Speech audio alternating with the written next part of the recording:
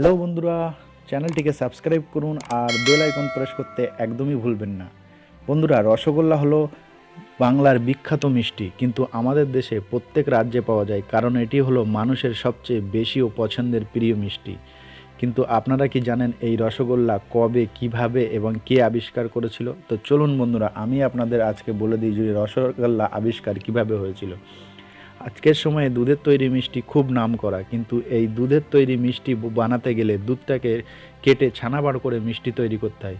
কিন্তু অনেক বছর আগে দুধ কেটে ছানা বার করাকে হিন্দু ধর্ম অনুসারে অশুভ মানা হতো, কারণ গরুকে আমাদের দেশে পূজনীয় পশু বলে মনে করা হয়, তাই গরুর দুধ কেটে ছানা বার করাকে অশুভ বলা হয়।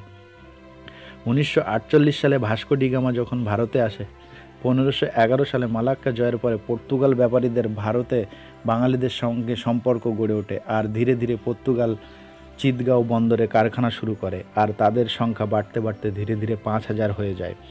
পর্তুগালদের পনির খুব পছন্দ ছিল, আর ব্যবসার জন্য দুধের ছানার ডিমান্ড খুব বাড়তে থাকলো, আর ব্যবসার জন্য ভারতীয়দের দুধ কেটে ছানা বার করতে কোনো আপত্তি রইল না। আর এই ছানা দিয়ে বাংলার অনেক ময়রা মিষ্টি বানাতে শুরু করলো।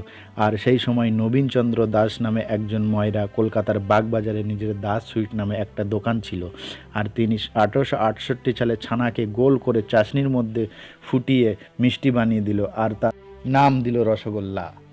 তারপর একদিন ভগবান দাসের নামে একজন মারোয়াড়ি ব্যবসায়ী পরিবারের সাথে নবীনচন্দ্র দাসের দোকানের সামনে দিয়ে যাচ্ছিল।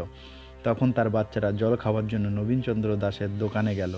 নবীনচন্দ্র বাচ্চাদের একটি করে রসগোল্লা আর জল খেতে দিল। বাচ্চারা রসগোল্লা খাওয়ার পর খুব ভালো লেগে গেল, আরও খেতে চাইলো। বাচ্চাদের উৎসুকতা দেখে ভগবান দাসেরও খেতে ইচ্ছা করলো। ভগবান দাস তখন একটু মিষ্টি রসগোল্লা টেস্ট করে দেখলো, আর তারও খুব ভালো লেগে গেল, আর খুব সারা রসগোল্লার অর্ডার দিয়ে দিল নবীনচন্দ্র দাসকে। তখন থেকে নবীনচন্দ্র দাসের রসগোল্লা যে খায় সেই দিবানা হয়ে যায়, আর এইভাবে ধীরে ধীরে এত বিখ্যাত হয়ে গেছে যে মিঠাইয়ের রাজা রসগোল্লা হয়ে গেছে।